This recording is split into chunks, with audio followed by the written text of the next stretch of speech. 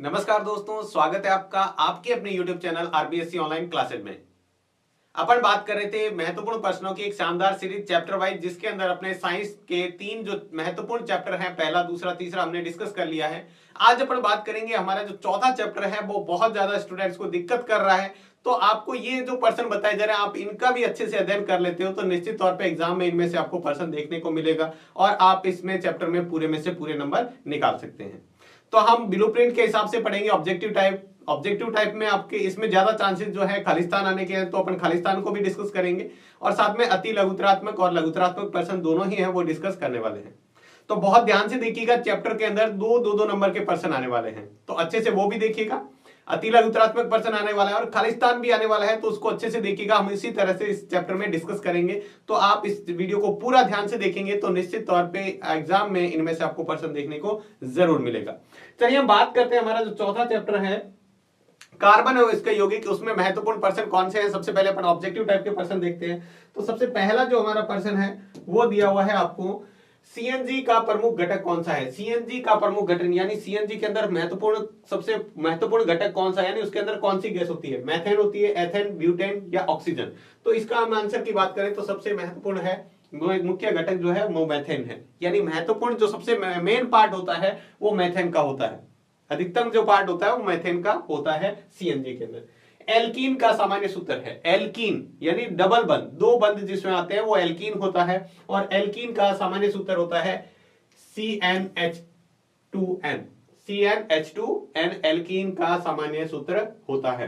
ठीक है, ये पहले वाला सूत्र है, ये एल्केन का होता है, ये एल्काइन का होता है और ये एल्कीन का होता है। तीनों ही सूत्र आपको ध्यान में रखने हैं, ये एल्केन का, एल्काइन का और ये एल्कीन का सामान्य सूत्र दिया है। सिरके में उपस्थित कार्बनिक अम्ल, हम जो चैप्टर अम्ल और क्षार है, सिरके में आपको पता है सिरका खाते हमें क्या होती है, एसी की हवा यानी एसिटिक अम्ल। तो एसिटिक अम्ल सिरके के अंदर पाया जाता है। इसके बाद में अगला प्रश्न है, ब्यूटेनॉन में कौन सा प्रक्रियात्मक समूह है। ब्यूटेनॉन, तो पीछे देखो आ रहा है नॉन, नॉन का मतलब होता है, आपको याद रखना है, नॉन जिसमें भी आएगा उसमें कीटोन प्रक्रियात्मक समूह है। कौन सा है, कीटोन। तो इसमें कौन सा हो जाएगा, कीटोन हो जाएगा, प्रक्रियात्मक समूह कीटोन। नेक्स्ट हम पर्सन की बात करें तो आपको दिया, खाना बनाते समय यदि बर्तन की तली काली हो रही है तो इसका मतलब क्या है। हम जब खाना बनाते हैं, खासकर चूल्हे पर खाना बनाते हैं, तब तो बर्तन जो है वो काले होते ही हैं। गैस पर भी कभी कभी बर्तन काले हो जाते हैं, इसका मतलब क्या है। देखिएगा, ऑप्शन दिया हुआ है, भोजन पूरी तरह से नहीं पका, भोजन पकने नहीं पकने से इसका तो कुछ लेना देना ही नहीं है। ईंधन पूरी तरह से नहीं चल रहा, हो सकता है। ईंधन आर्द्र है, या फिर ईंधन पूरी तरह से जल रहा है। तो इसका जो महत्वपूर्ण कारण है वो ये है कि ईंधन जब सही तरीके से, पूरी तरीके से नहीं जलता है, जो हम जला रहे हैं, चाहे वो गैस हो, चाहे वो हम कोई दूसरा ईंधन ले रहे हैं, कोयला ले सकते हैं, लकड़ी ले सकते हैं, तो जब वो पूरी तरह से नहीं जल रहा है अच्छी तरीके से, तब हमेशा वो बर्तन है वो काले होने को लग जाते हैं। अगला है एल्केन का सामान्य सूत्र, अभी देखा था एल्केन, CnH2n+2 होता है। एल्केन के अंदर +2 होता है और एल्काइन के अंदर -2। ये एल्काइन का है, ये एल्कीन का है।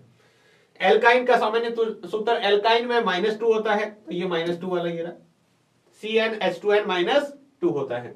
अगला है, निम्न में से विद्युत का चालक कौन है। कौन सा कार्बन का परमाणु विद्युत का चालन करता है, ये भी पूछा जा सकता है। तो ग्रेफाइट जो है वो विद्युत का चालन करता है, कार्बन का परमाणु है ग्रेफाइट जो विद्युत का चालन करता है। तो ये थे हमारे जो ऑब्जेक्टिव टाइप के पर्सन है। इसके बाद में हम नेक्स्ट देखते हैं, हमारा नेक्स्ट है हमारे खालिस्तान वाले। इसमें इंपॉर्टेंट ये है कि खालिस्तान भी आपको रिक्त स्थान ज्यादा पूछने के चांसेस है आपका, जैसा कि मॉडल पेपर में दिया हुआ है, इस चैप्टर में से आपको रिक्त स्थान दिया हुआ है। तो रिक्त स्थान में हमें क्या कुछ लिखना है, कैसे लिखना है, तो रिक्त स्थान कौन कौन से महत्वपूर्ण है वो देख लेते हैं। चलिए, पहला पर्सन आपको दे रखा है, कार्बन कार्बन एकल बंध युक्त यौगिक कहलाते हैं, तो वो कहलाते हैं संतृप्त यौगिक।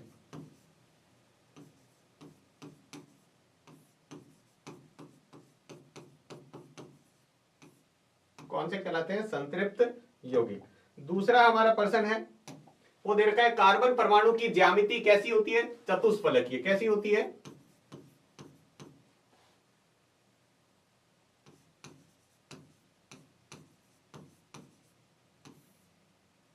चतुष्फलकीय, इसकी जो आकृति होती है वो चतुष्फलकीय होती है।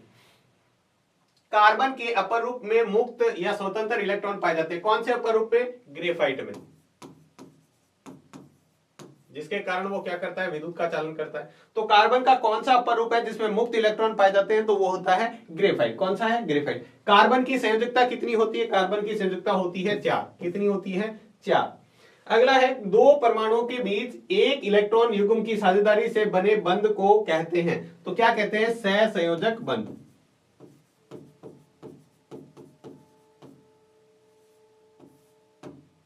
आबंध कह दो या बंध कह दो, आबंध भी कहते हैं, बंध भी कहते हैं। अगला है, कार्बन परमाणु के मध्य द्वि या त्रिबंध आबंध युक्त यौगिक क्या कहलाते हैं, तो वो कहलाते हैं असंतृप्त यौगिक। क्या कहलाते हैं,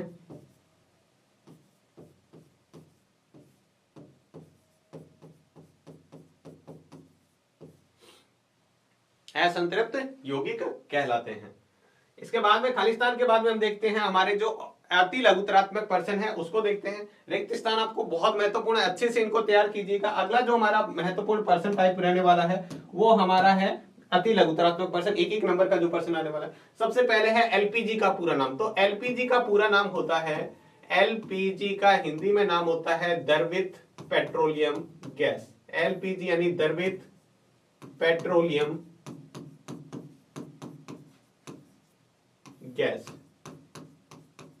एल से होता है लिक्विड यानी द्रवित, पी से होता है पेट्रोलियम और जी से होता है गैस। यानी इसको इंग्लिश में बोलते हैं एलपीजी यानी लिक्विड पेट्रोलियम गैस। और सीएनजी का जो पूरा नाम होता है ये भी हमारे लिए बहुत महत्वपूर्ण है। सीएनजी होता है कंप्रेस्ड यानी संपीड़ित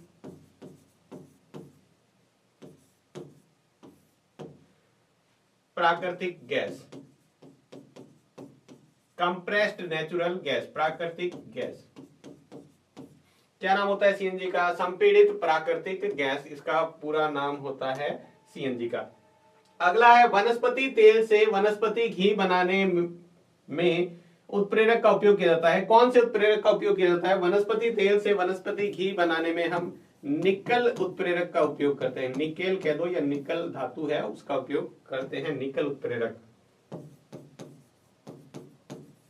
धातु के रूप में होता है, उसका उपयोग किया जाता है। अगला जो हमारा पर्सन है वो दिखा हुआ है, मैथेन की इलेक्ट्रॉन बिंदु संरचना आपको बनानी है। तो मैथेन का पहले मैं सूत्र बता देता हूं। मैथेन का सूत्र होता है CH4। इलेक्ट्रॉन बिंदु संरचना बनाए तो देखो यहां पर मैंने क्या किया है, बीच में हमें कार्बन रखना है, ये मैंने बीच में कार्बन रख दिया। ठीक है, कार्बन के पास कितने इलेक्ट्रॉन होते हैं, कार्बन के पास 4 इलेक्ट्रॉन होते हैं। तो ये रहा 1 2 3, दोबारा से लिख लेते हैं, कार्बन के पास 4 इलेक्ट्रॉन, 1 2 3 और ये 4। अब हम बनाते हैं हाइड्रोजन। हाइड्रोजन के पास में आपको पता है 1 इलेक्ट्रॉन होता है, ये हो गया। ये हाइड्रोजन इसके पास 1 इलेक्ट्रॉन, ये हाइड्रोजन इसके पास 1 इलेक्ट्रॉन, ये हाइड्रोजन इसके पास 1 इलेक्ट्रॉन। तो ये क्या करेगा, ये हाइड्रोजन जो है इससे 1 इलेक्ट्रॉन की साझेदारी करेगा, ये वाला इलेक्ट्रॉन इससे 1 इलेक्ट्रॉन की, ये इससे और ये से। और जो कार्बन है वो कार्बन क्या करेगा, इन सभी के 1 इलेक्ट्रॉनों की सबके साथ साझेदारी करेगा। तो ये बन गई इसकी इलेक्ट्रॉन बिंदु संरचना। तो इससे जो हमारा सूत्र बन जाता है वो कुछ इस तरह से बन जाता है,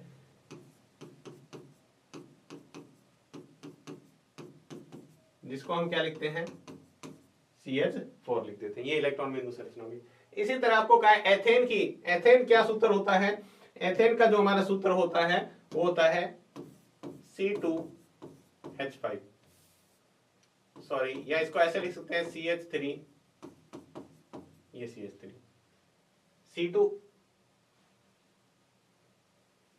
हाँ C2 CH3 और CH3। इसका इलेक्ट्रॉन बिंदु संरचना बनाए तो हम उसी तरह के बनाएंगे। देखिएगा हमारे पास क्या है, एक कार्बन है, ठीक है, ये दूसरा कार्बन है, इसके पास 4 इलेक्ट्रॉन है बाहरी कोष में, क्योंकि इसकी संयोजकता कितनी होती है, 6, पहले कोष में 2 इलेक्ट्रॉन। अब इसके पास क्या है, हाइड्रोजन,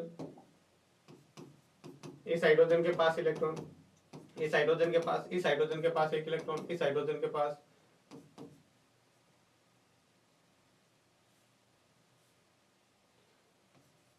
इस हाइड्रोजन के पास 1 इलेक्ट्रॉन।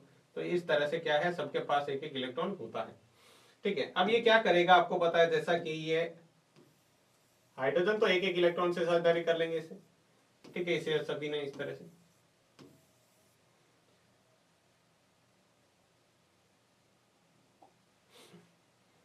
अब यहाँ पे क्या है, 1 इलेक्ट्रॉन इनका पड़ा है, इसका ये पड़ा है, इसका ये। अब ये क्या करेगा, ये अपनी संयोजकता पूरे करने के लिए इसके पास 4 इलेक्ट्रॉन चाहिए। कितने चाहिए? 4। तो ये क्या करेगा, ये इससे एक एक एक इलेक्ट्रॉन ले लिया, 3 हो गए, लेकिन एक इस कार्बन से इलेक्ट्रॉन लेगा। क्या करेगा? इस कार्बन से। वैसे ये भी इस कार्बन से एक इलेक्ट्रॉन की साझेदारी करेगा।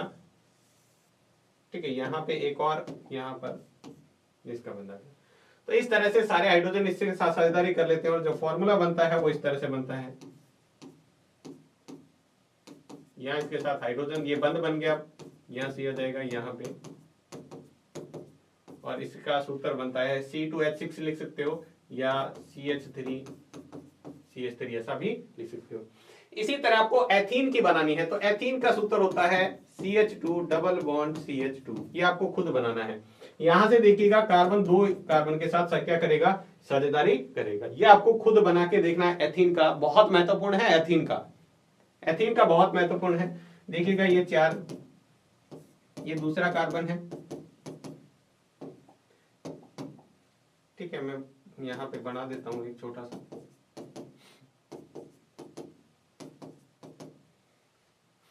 ठीक है, इस हाइड्रोजन ने इसके साथ, इसने इसके साथ, इस हाइड्रोजन ने इसके साथ, इस हाइड्रोजन ने इसके साथ। जैसे ये करेगा तो इसमें क्या होगा? देखिएगा, इसमें ये साझेदारी करेगा तो एक एक इलेक्ट्रॉन तो इससे ले लिया इन्होंने, लेकिन इससे 2 इलेक्ट्रॉनों की साझेदारी करेगा, और ये भी क्या करेगा? इससे 2 इलेक्ट्रॉनों की इसके साथ साझेदारी करेगा अपना कोर्स पूरा करने के लिए। अब आप इसको आगे बता सकते हो। नेक्स्ट हमारा प्रश्न है अगला, वो है कार्बन के 2 अपर रूपों के नाम लिखिए। कार्बन के 2 अपर रूप हमें नाम बताने हैं। तो कार्बन के 2 अपर रूप, पहला मैंने लिख दिया, कौन सा? हीरा, और दूसरा हम लिख सकते हैं ग्रेफाइट। आप चाहें तो फ्लोरीन भी लिख सकते हैं, लेकिन 2 महत्वपूर्ण हीरा और ग्रेफाइट है। उसके बाद बेंजीन का अणु सूत्र और संरचना सूत्र। बेंजीन का अणु सूत्र होता है, बेंजीन का अणु सूत्र होता है C6H6। क्या होता है? C6H6। इसका संरचना सूत्र बनाना है। तो ये संरचना कैसे होती है देखिएगा इसकी, बेंजीन की संरचना कुछ ऐसी होती है।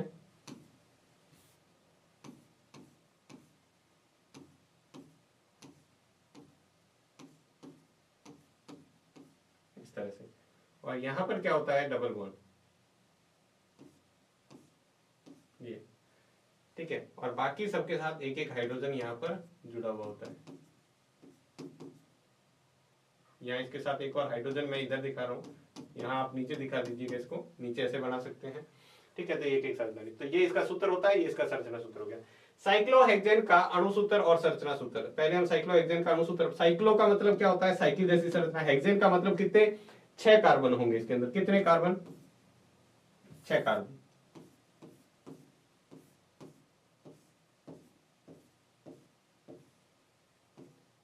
ये 6 कार्बन होंगे। अब इसकी संयोजकता पूरी करने के लिए प्रत्येक के पास कितने कितने? 2 हाइड्रोजन होंगे, क्योंकि 2 तो बंद बना लिए, 2 इस सबके साथ 2 हाइड्रोजन जुड़े होंगे।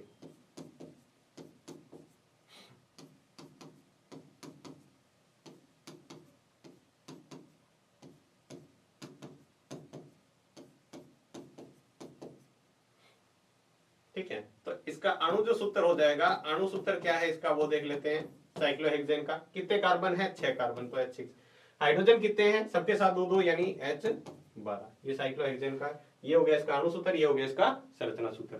अगला जो हमारा प्रश्न है वो देखिएगा, हमारा लघुत्रात्मक प्रश्न की बात करें, 2 नंबर के भी 2 प्रश्न इसके अंदर आने वाले हैं। तो वो महत्वपूर्ण प्रश्न कौन से हैं? तो सबसे पहले हम प्रश्न की बात करते हैं, वो है बहुत ही महत्वपूर्ण प्रश्न, साबुन तथा अपमार्जक में क्या अंतर है? साबुन क्या होता है? अपमार्जक यानी हम घर में जो कपड़े धोने के लिए सर्फ जो काम में लेते हैं, उसमें और साबुन में क्या अंतर है? तो बहुत बड़ा अंतर है। देखिएगा, आपको 2 या 3 अंतर पूछे जा सकते हैं। पहला है, साबुन लंबी श्रृंखला वाले कार्बोक्सिलिक अम्ल के सोडियम एवं पोटेशियम के लवण होते हैं, जबकि ये कार्बोक्सिलिक अम्ल के अमोनियम एवं सल्फोनेट के लवण होते हैं। ये सोडियम या पोटेशियम के लवण होते हैं, जबकि ये अमोनियम और सल्फोनेट के लवण होते हैं। दूसरा है, साबुन कठोर जल में झाग नहीं देता है, मतलब जो भारी जल होता है उसके अंदर झाग नहीं देता है, सफाई नहीं करता है, जबकि अपमार्जक कठोर जल में भी झाग देता है, मतलब उसकी सफाई कर देता है। उसके बाद जो साबुन जो होते हैं वो वनस्पति तेल एवं जंतु की वसा से बने होते हैं, जबकि अपमार्जक संश्लेषित हाइड्रोकार्बन से बने होते हैं। संश्लेषित यानी रसायनों के द्वारा इनको बनाया जाता है, मानव द्वारा इसको बनाया जाता है। साबुन जल प्रदूषक नहीं होते, साबुन से ज्यादा जल प्रदूषित नहीं होता है, जबकि अपमार्जक क्या करते हैं? जल प्रदूषण करते हैं। तो इनमें से आप साबुन और अपमार्जक में अंतर याद कर सकते हो। ठीक है, आपको ज्यादा से ज्यादा 2 नंबर का प्रश्न पूछेगा, 2 अंतर पूछेगा, आप चारों में से कोई भी 2 लिख सकते हैं। ठीक है, ये था साबुन अपमार्जक पहला लघुतरात्मक प्रश्न। दूसरा जो है वो है मिसेल किसे कहते हैं, इसका नामांकित चित्र। तो मिसेल का ये चित्र बनाना है हमें इस तरीके से। यहां पर देखिएगा हमें लिखना है Na+ लिखा हुआ है। ठीक है, ये जो लिखा हुआ है वो है तेल की बूंद,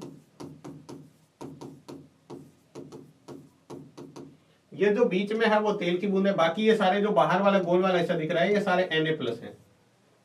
ठीक है, साबुन के अणु 2 सिरे होते हैं, साबुन के अणु के 2 सिरे होते हैं। देखो, एक तो ये पूंछ वाला भाग और ये गोल वाला भाग।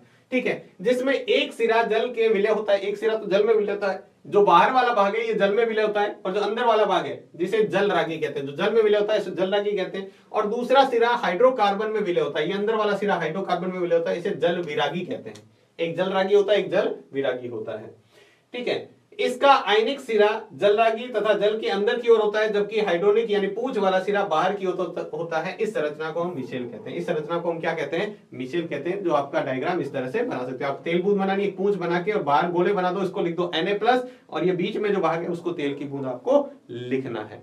तो ये भी एक महत्वपूर्ण प्रश्न है। आपको सिर्फ मिशेल का चित्र भी पूछा जा सकता है, तो आप सिर्फ चित्र बना दोगे, यहाँ लिख दोगे ये Na+ है, ये बाहर वाला भाग ये सब में Na+ है, ये जो बाहर वाला गोल वाला इससे दिख रहे हैं ये सारे Na+ हैं, और अंदर जो है वो तेल की बूंद है।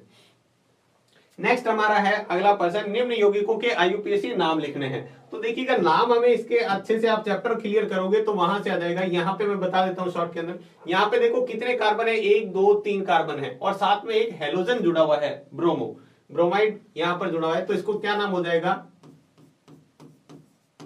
ब्रोमो। उसके बाद में हमारे पास 3 कार्बन, तो 3 कार्बन को हम क्या बोलते हैं, मैथ एथ प्रोप, तो यहां हो जाएगा प्रोप। और उसके बाद में सिंगल बंद है तो एन, तो क्या हो जाएगा, एन, यानी ये हो जाएगा ब्रोमोप्रोपेन। इसका नाम क्या हो जाएगा, ब्रोमोप्रोपेन। उसके बाद में नेक्स्ट दूसरा है हमारा, इसके अंदर देखो एक द्विबंध आ गया, द्विबंध आते ही हमारा क्या नाम हो जाएगा, ईन लग जाएगा। कौन सा लग जाएगा, ईन। यहाँ पे कोई प्रक्रियात्मक समूह तो नहीं जुड़ा हुआ, जैसे कार्बोक्सिलिक अम्ल है, कीटोन, एल्डिहाइड, इसमें से कोई भी नहीं जुड़ा हुआ, तो यहाँ पर हम 3 कार्बन को बोलते हैं प्रोप।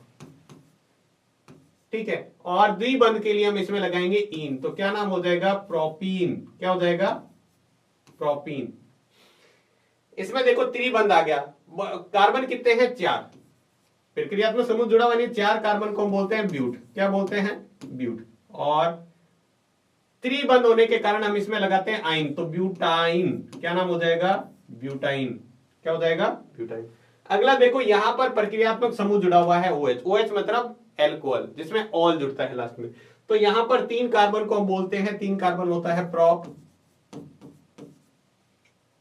ठीक है, सिंगल बंद है तो एन, और लास्ट में ऑल, प्रोपेनॉल। इसका नाम क्या हो जाएगा, प्रोपेनॉल। देखिएगा ये कैसे बना है, प्रोप आया 3 कार्बन के लिए, एकल बंद है इसलिए आया है एन। ठीक है, उसके बाद में यहां पर एल्कोहल है इसलिए लगाया है ऑल, तो क्या नाम हो जाएगा, प्रोपेनॉल। क्या हो जाएगा, प्रोपेनॉल। इस तरह से यहां पे देखो कार्बन कितने हैं, 1 2 3, 3 कार्बन के लिए हम क्या लगाएंगे, प्रोप। ठीक है, उसके बाद में सिंगल बंद है सबके बीच में, तो क्या आ जाएगा, एन। उसके बाद में यहां पर कौन सा प्रक्रियात्मक समूह है, कार्बोक्सिलिक अम्ल, तो क्या लगाते हैं, ओइक अम्ल। क्या लगाएंगे, ओइक अम्ल, तो क्या नाम बन जाएगा, प्रोपेनोइक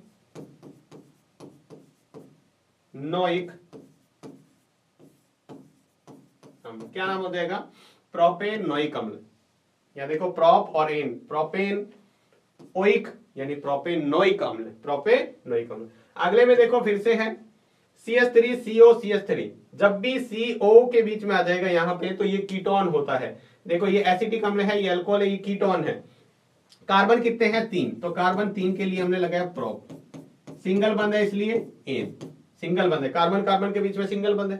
ठीक है, और कीटोन के लिए हम लगाते हैं नाम के आगे ऑन। क्या लगाते हैं, ऑन, तो क्या नाम हो जाएगा, यहाँ पे देखो प्रोपेनॉन। क्या हो जाएगा, प्रोपेनॉन इसका नाम हो जाएगा। तो इस तरीके से आपको संरचना सूत्र देके नाम पूछा जा सकता है। क्या पूछा जा सकता है, संरचना सूत्र देके आपको नाम पूछा जा सकता है। बहुत महत्वपूर्ण है, इसको आप अच्छी तरह तैयार कर लीजिएगा। अगर आपको नाम यहां पर समझने में दिक्कत आ रही है तो आप चैप्टर वाला जो जहां पर हमने नामकरण सीख रखा है उसको आप पूरा डिटेल में देखेंगे तो आपको समझ में आ जाएगा। नेक्स्ट हमारा चौथा प्रश्न है, वो इस तरीके से पूछा जा सकता है, आपको नाम दे दिया, इसका आपको संरचना सूत्र बनाना है। तो पहला देखो हम बताते हैं एथेनोइक अम्ल क्या है।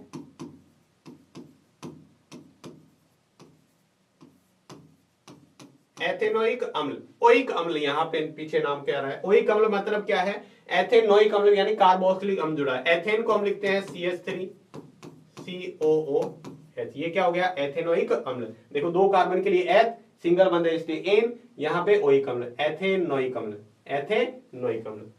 दूसरा हमारा है वो है ब्रोमोपेंटेन।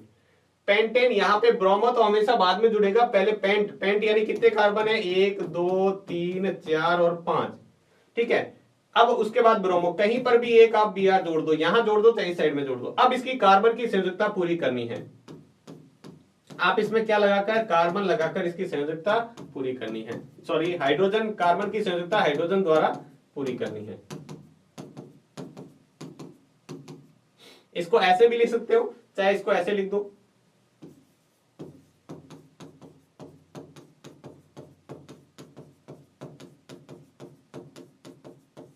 ये हो जाएगा इसका, ये भी लिख सकते हो चाहे तो ये भी लिख सकते हो। उसके बाद में तीसरा हमारा जो है वो है ब्यूटेनॉन। नॉन किस में आता है, कीटोन में। किस में आता है, कीटोन में। तो इसका सूत्र क्या हो जाएगा CH3CO CH2 CH3। देखो बीच में CO आना चाहिए, ठीक है, आ गया। यहाँ पर 1 2 3 4 कार्बन है तो ब्यूटेन नॉन। और चौथा जो है आप इसको इस तरह से बना के करना चाहो तो भी कर सकते हो, हेक्सेनेल। नेल किस में आता है, एल किस में आता है, एल्डिहाइड में, एल्डिहाइड में। तो यहाँ पर क्या हो जाएगा, हेक्स यानी 6 carbon, CH3 CH2 CH2 CH2 CH2 CHO, क्या आ जाएगा CHO। तो ये किसका सूत्र हो गया, हेक्स यानी 6 कार्बन होने चाहिए, 1 2 3 4 5 6, तो ये क्या हो जाएगा हेक्सेनेल। तो इस तरह से आपको दोनों ही तरीके से तैयार करना है, संरचना सूत्र से नाम भी आना चाहिए, नाम से भी संरचना सूत्र बनाना आना चाहिए। अगला हमारा प्रश्न है हीरा और ग्रेफाइट के दो दो गुण लिखिए। बहुत ही सिंपल सा है, हीरा क्या होता है, सर्वाधिक कठोर पदार्थ है, ठीक है, और हीरा विद्युत का कुचालक होता है। दो गुण हो गए बहुत ही आसान से। ग्रेफाइट के दो गुण, ग्रेफाइट चिकना और फिसलनशील होता है और ग्रेफाइट विद्युत का सुचालक होता है। दो गुण बहुत ही आसानी से, आप चाहे तो इनकी संरचना के बारे में लिख सकते हैं, वो भी इसके गुण है कि हीरे की संरचना कैसी होती है, चतुष्फलक की होती है, जबकि ग्रेफाइट की कैसी होती है, ग्रेफाइट की षटकोणीय होती है। इसके बाद में नेक्स्ट हमारा इंपॉर्टेंट जो प्रश्न है वो है निम्न को उदाहरण सहित समझाइए। आपके पास दो अभिक्रियाएं हैं, उनको आपको उदाहरण सहित समझाना है। पहला है प्रतिस्थापन अभिक्रिया और दूसरा है संकलन अभिक्रिया। देखिएगा प्रतिस्थापन अभिक्रिया क्या होती है, यानी प्रतिस्थापित कर देता है किसको, हाइड्रोजन को। कौन करता है, क्लोरीन। देखिएगा हम समझते हैं किस तरह से। तो देखिएगा प्रतिस्थापन अभिक्रिया किसे कहते हैं, संतृप्त हाइड्रोकार्बन अत्यंत अनअभिक्रियाशील होता है। जो संतृप्त हाइड्रोकार्बन होते हैं यानी वो हाइड्रोकार्बन जिसमें कार्बन कार्बन के बीच में सिंगल बंध होता है, वो संतृप्त हाइड्रोकार्बन कहलाते हैं। वो बहुत ही अनअभिक्रियाशील होते हैं, जल्दी से किसी से अभिक्रिया नहीं करते हैं, लेकिन सूर्य के प्रकाश की उपस्थिति में अति तीव्र अभिक्रिया कर लेते हैं। जब सूर्य के प्रकाश की उपस्थिति होती है तो ये अभिक्रिया कर लेते हैं और क्लोरीन का हाइड्रोजन का हाइड्रोकार्बन से संकलन होता है। क्लोरीन क्या करता है, हाइड्रोकार्बन के साथ जुड़ जाता है।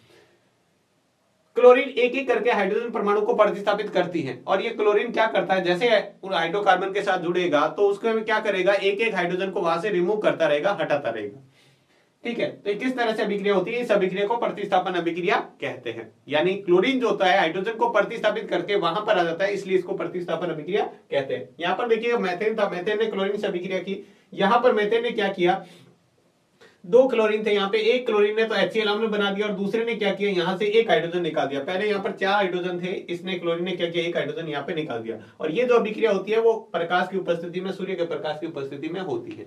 इसलिए यहाँ पर ये जो क्लोरीन ने हाइड्रोजन को विस्थापित किया, इसको इसलिए इसको प्रतिस्थापन अभिक्रिया कहते हैं। अगला एक और हमारा महत्वपूर्ण अभिक्रिया का प्रकार है वो संकलन अभिक्रिया। संकलन अभिक्रिया किसे कहते हैं, पैलेडियम या निकेल जैसे उत्प्रेरकों की उपस्थिति में असंतृप्त हाइड्रोकार्बन जो होते हैं वो हाइड्रोजन को जोड़कर संतृप्त हाइड्रोकार्बन बनाते हैं। असंतृप्त हाइड्रोकार्बन को संतृप्त हाइड्रोकार्बन में बदलने की जो विधि है उसको संकलन अभिक्रिया कहते हैं, हाइड्रोजनीकरण द्वारा। हाइड्रोजनीकरण मतलब होता है हाइड्रोजन का जुड़ना। निकेल उत्प्रेरक का उपयोग करके वनस्पति तेलों के हाइड्रोजनीकरण से वनस्पति घी का निर्माण किया जाता है। ये एक इंपॉर्टेंट लाइन है, हम यहाँ से 1% पहले क्लियर करके हैं। वनस्पति तेल से वनस्पति घी बनाने में कौन से उत्प्रेरक का उपयोग किया जाता है? तो निकेल उत्प्रेरक का उपयोग किया जाता है। कैसे होता है देखिएगा, यहाँ पर हमारे पास कार्बन कार्बन के बीच में देखो यहाँ पर डबल बंध है, द्विबंध, ठीक है, यहाँ पे दिख रहा है, नहीं तो मैं यहाँ बना देता हूँ, द्विबंध है, और यहाँ पे इसके साथ जो समूह जुड़े हुए हैं वो है। निकेल उत्प्रेरक की उपस्थिति में यहाँ पर हाइड्रोजनीकरण होता है। हाइड्रोजनीकरण का मतलब होता है हाइड्रोजन का जुड़ना। तो यहाँ से इसका बंध टूटकर यहाँ पे एक एक हाइड्रोजन यहाँ से जुड़ जाता है और बाकी वैसा का वैसा यहाँ पर देखो दो, यहाँ पर इसके साथ और श्रृंखला में आर जुड़े हुए थे, तो दोनों आर यहाँ पर जुड़े हुए इसकी श्रृंखला के साथ, दो हाइड्रोजन जुड़ गए, यहाँ पर एक एक टूट कर यहाँ पे एक एक, यहाँ पर दो कार्बन के बीच डबल बंध था, अब यहाँ से बंध हट गया, ठीक है। तो इस प्रकार की अभिक्रिया को हम कहते हैं संकलन अभिक्रिया।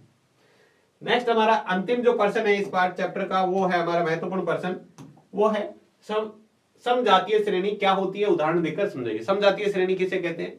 तो देखिएगा, समजातीय श्रेणी के अंदर यौगिकों की ऐसी श्रृंखला जिसमें कार्बन श्रृंखला में स्थित हाइड्रोजन को एक ही प्रकार के प्रक्रियात्मक समूह प्रतिस्थापित करते हैं, उसे समजातीय श्रेणी कहते हैं। यानी कहने की बात यह है कि ऐसा सूत्र, ठीक है, जिसका संरचना सूत्र तो क्या होता है, समान होता है, लेकिन कार्बन की संख्या अलग अलग होती है। जैसे हम बात करें, या फिर किसी ऐसा हम बात करें हाइड्रोकार्बन जिसमें एक समान प्रक्रियात्मक समूह जुड़े होते हैं। जैसे हम बात करते हैं यहाँ पर CH3OH, उदाहरण के लिए देखें CH3OH, यहां पर बात करें C2H5OH, इस तरह से यहां पे बात करें C3H7OH, ठीक है। तो यहां पर क्या होता है, यहां पर क्या है, कार्बन के साथ देखो सब में क्या है, एल्कोहल, एल्कोहल पीछे जुड़ा हुआ है, तो ये क्या होगी, सजातीय श्रेणी होगी। ऐसा नहीं, हम ये भी ले सकते हैं, एक उदाहरण ये हो गया, ठीक है। आप चाहें तो दूसरा उदाहरण, जैसे द्विबंध वाले, जैसे हम बात करें CH2, ठीक है, इसके अंदर और है जैसे CH3, CH2, ये डबल बंध की होगी, CH3, CH2, CH2, ये देखो इसमें सब में द्विबंध है, सब में क्या है, द्विबंध। तो एक ही प्रकार की श्रृंखला है, इसमें सब में द्विबंध वाली श्रृंखला है, बस कार्बन की संख्या और हाइड्रोजन की संख्या बढ़ती जा रही है, यानी कार्बन की संख्या बढ़ती जा रही है, ठीक है। उसको संतुलन करने के लिए हम हाइड्रोजन काम में लेते हैं। तो ऐसा जिनका सामान्य सूत्र तो समान होता है, ठीक है, लेकिन कार्बन की संख्या अलग अलग होती है। या फिर हम ऐसे कहें, वो यौगिक जिसमें एक ही प्रकार के प्रतिस्थापित जो प्रक्रियात्मक समूह जुड़े होते हैं, उन्हें हमें समजातीय श्रेणी कहते हैं। तो ये थे इस चैप्टर 4 के महत्वपूर्ण प्रश्न। आप इन प्रश्नों का भी अच्छे से अध्ययन कर लेते हैं तो निश्चित तौर पे आप एग्जाम में आने वाले प्रत्येक इस चैप्टर के क्वेश्चन को आसानी से कर पाएंगे। तो ये इसके बहुत महत्वपूर्ण प्रश्न है, इनको अच्छे से तैयार कीजिएगा। फिर से मैं कह रहा हूं, अगर आपका टारगेट 90-95 प्लस है तो फिर आपको पूरा चैप्टर बहुत अच्छे से कवर करना होगा, जो हमने वहां पर वीडियो में कर रखा है। अगर आपने नहीं देखा है तो वीडियो आप जरूर देखिएगा। तो आज के वीडियो में बस इतना ही, मिलते हैं नेक्स्ट वीडियो में नेक्स्ट चैप्टर के महत्वपूर्ण प्रश्नों के साथ। तब तक के लिए धन्यवाद।